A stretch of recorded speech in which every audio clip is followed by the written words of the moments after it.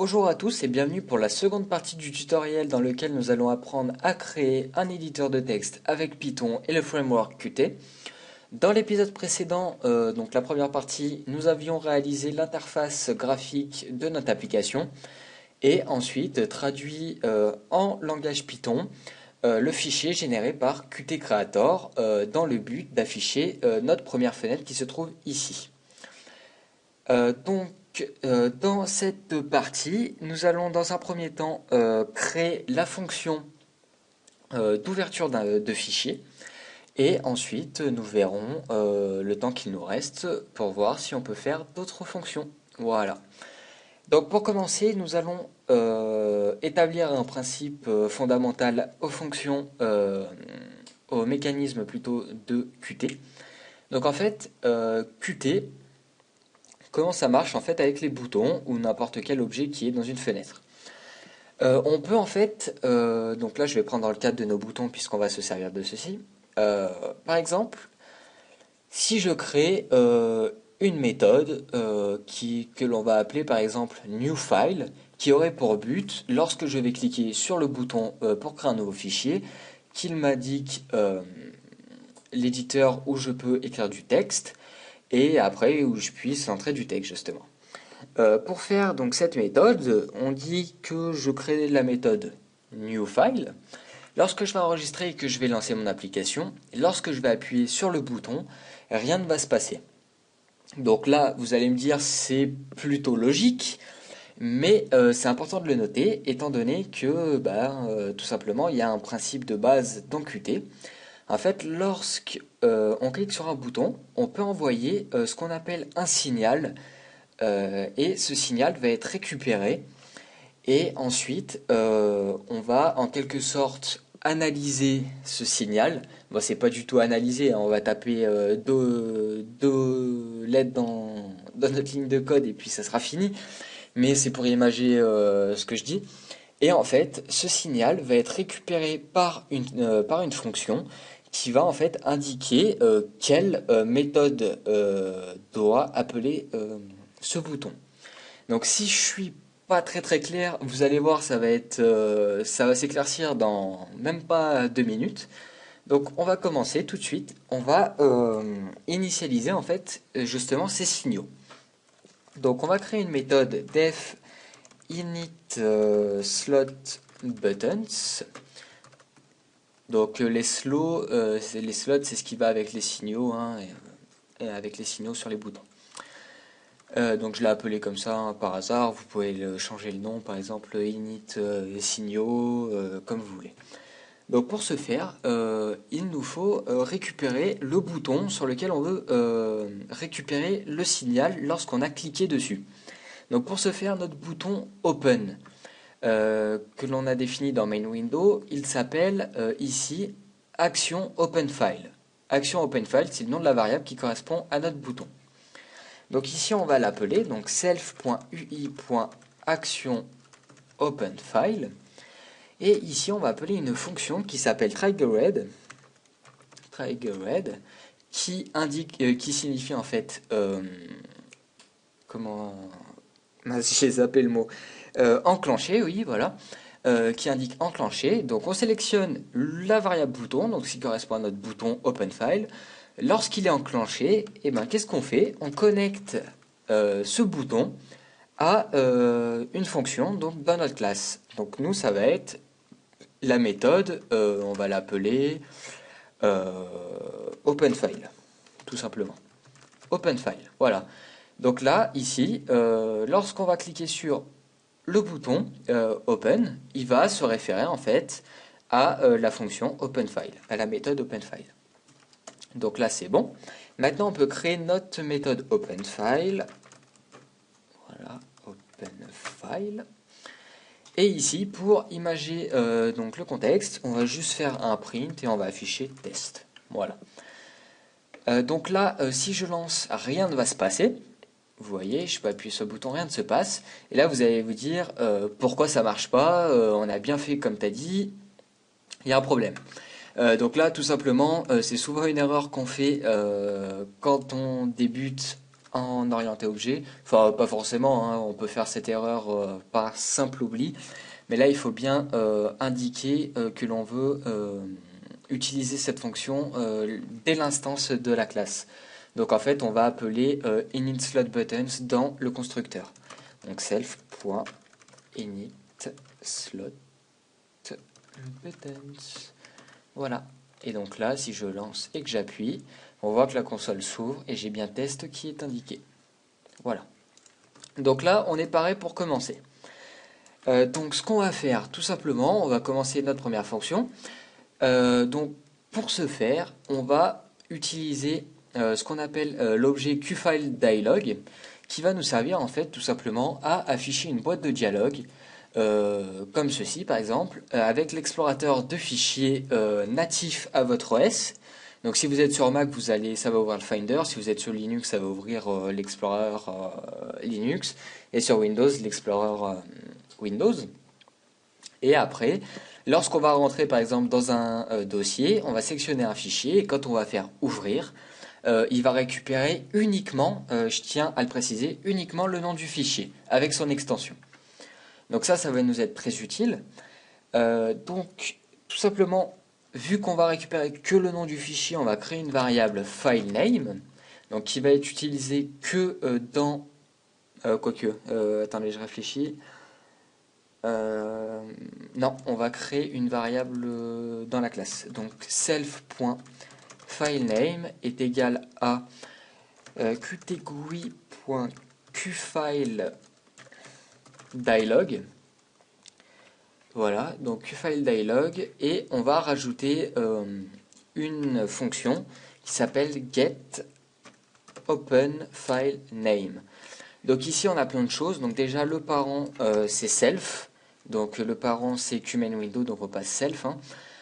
Caption, donc c'est ce qui va être marqué en fait en haut de la fenêtre, hein, le titre de la fenêtre tout simplement.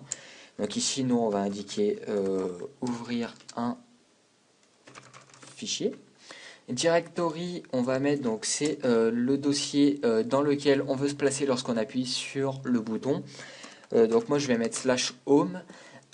Ça normalement sous Linux et sous Mac, Mac je suis pas sûr, mais sous Linux ça va vous mettre dans votre dossier Home. Sous Windows, je ferai une recherche dans le prochain épisode pour voir comment se placer dans le dossier courant, mais pour l'instant c'est pas bien important. Filter, donc tout simplement c'est le filtre qui indique que par exemple un logiciel, exemple, on va dire Word, par exemple, il peut ouvrir que des fichiers en ODT, l'extension tout simplement. Et ben ici, c'est ce qui nous permet de limiter l'ouverture d'un fichier. Donc en fait, on peut exclure des extensions, ou plutôt inclure les extensions qu'on peut ouvrir. Donc ici, quand on ouvre un fichier, on voit ici, je peux ouvrir n'importe quel nom de fichier qui a n'importe quelle extension. Nous, on pourrait laisser ceci. Le problème, c'est que ça buggerait si on ouvre des fichiers audio, etc. Ça mettrait du bitcode. Donc, on va plutôt mettre une condition. Donc, tous les noms de fichiers, point en extension, par exemple. Je sais pas, on va créer une extension pour notre application et on va l'appeler TDB, par exemple. Bon, je sais pas pourquoi. Non, texte TX Editor, voilà, TXE on va l'appeler. Et Options, vous pouvez enlever ce paramètre, ça n'a pas d'importance. Voilà, juste devant l'extension, vous pouvez mettre une parenthèse pour expliquer ce que c'est cette extension. Donc par exemple, fichier.tx, fichier, ouais bon, on va pas le mettre. Peu importe. Hein. Par exemple, vous pouvez mettre entre parenthèses fichier texte avec extension, avec les extensions admises. Voilà. Donc ici, si je lance l'application et que j'appuie, on voit que j'ai bien un pop-up qui s'ouvre. Ici, par défaut, donc sous Windows, il se place sur disque local C et nom du fichier, il se place en Home. Et on voit bien qu'on a n'importe quel nom de fichier qui prend l'extension .txe. Donc ici, si je vais sur le bureau, que je crée un fichier, par exemple, un fichier texte, je ne peux pas l'ouvrir, il ne s'affiche pas. Et si je crée un fichier bon, il a disparu, mais un fichier en .txe, voilà, il va être détecté ici par l'application. Voilà. Après avoir fait ceci, ce qu'on va faire, on va faire tout simplement une condition pour éviter d'avoir un bug. Donc on va faire if self.filename est différent de vide. Donc ça, cette condition, tout simplement, on fait cette condition parce que si on imagine que j'appuie sur le bouton ouvrir, que je ne choisis pas de fichier, que j'appuie sur la croix et qu'après le programme essaie d'ouvrir un fichier avec la fonction open, tout simplement ça va planter, hein. Donc on aura une belle erreur qui sera pas affichée dans le programme, mais bon, tant qu'à faire, autant éviter d'avoir des problèmes dans notre code. Donc si le nom du fichier n'est pas vide, donc en gros si on n'a pas, soit on n'a pas sélectionné de fichier, soit on a fermé avec la croix, et bien tout simplement on va créer une variable, donc self.file is file open, donc si un fichier est ouvert, bon, je traduis, hein, pas besoin, et ben on va la passer à true cette variable. Et donc ici, on va s'en servir par la suite pour lorsqu'on veut enregistrer un fichier et lorsqu'on veut fermer un fichier. Donc on fera des vérifications. Si on a déjà ouvert un fichier, on demandera à l'utilisateur s'il veut enregistrer. Et si on n'a pas ouvert de fichier, tout simplement, on ferme directement la fenêtre. Donc ici, dans le constructeur, on va créer cette variable, l'initialiser. Donc self.isFileOpen et on va la placer à false par défaut. Voilà. Tout simplement, hein, comme ça, par défaut, le logiciel, quand il est lancé, il n'y a pas de fichier d'ouvert, hein, donc il n'y a pas de raison qu'il soit sur true.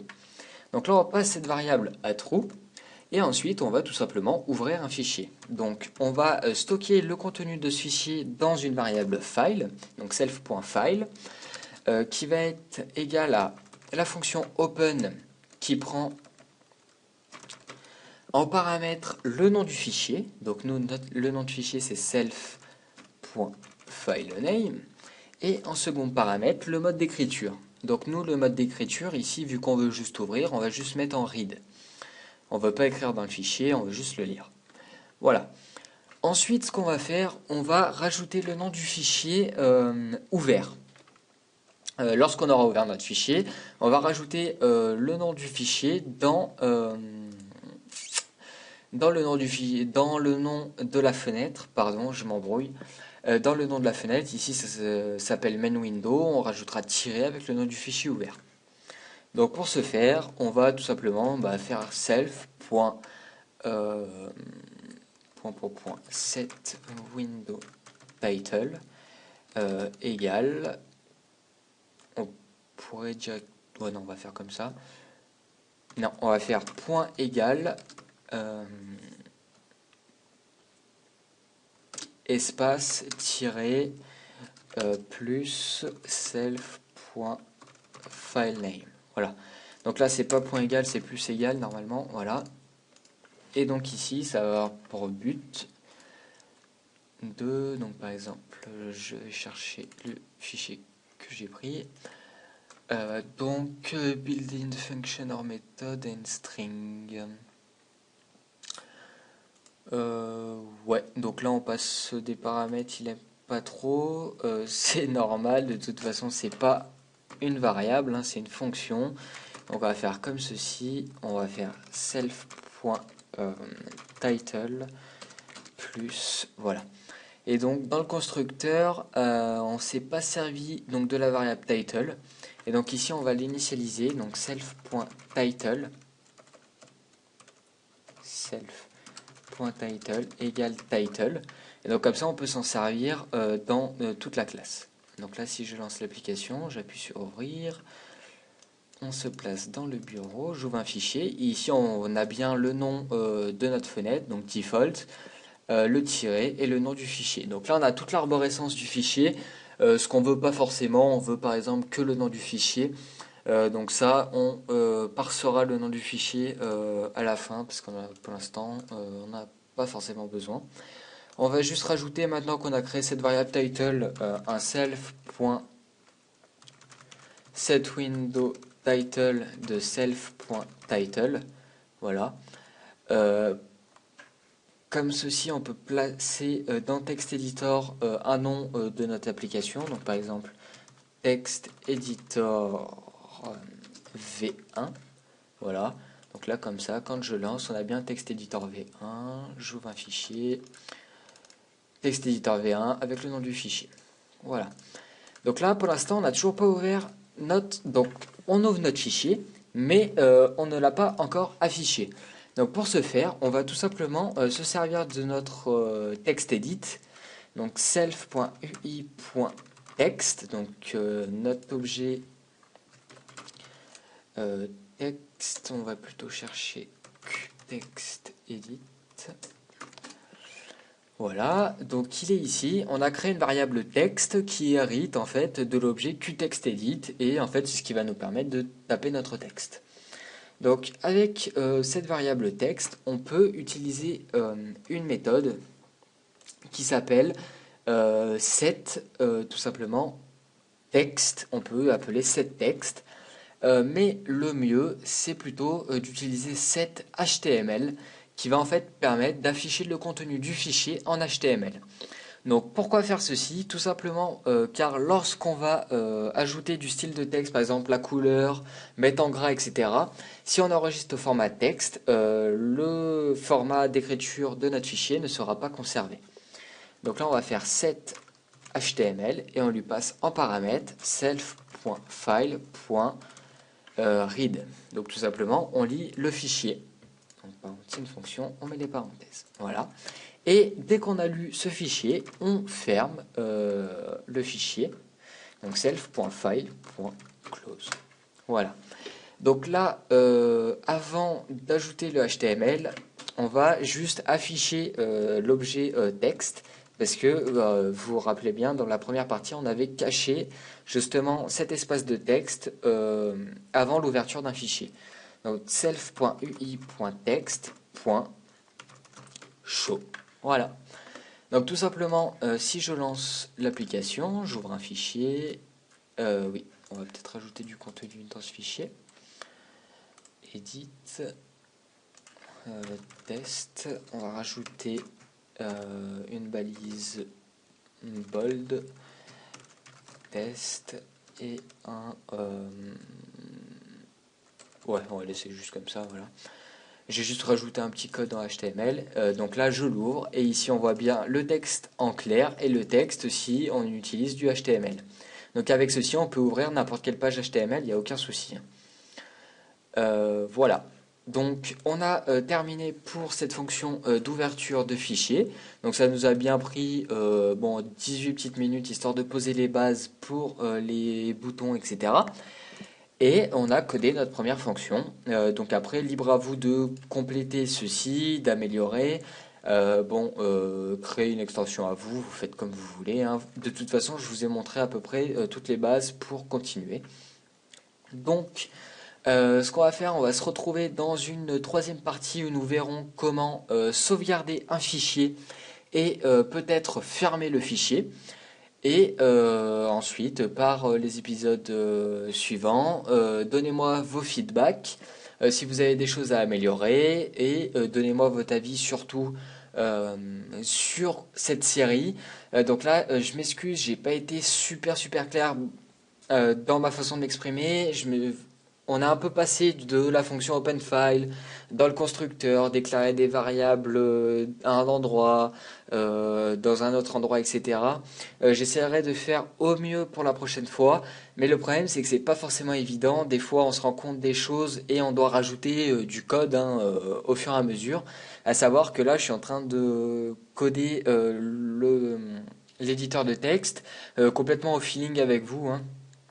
J'ai pas grand chose de préparé, mis à part le code que j'avais déjà fait, mais là c'est au feeling, hein. Voilà. Donc à bientôt pour un nouveau tutoriel. Allez, salut!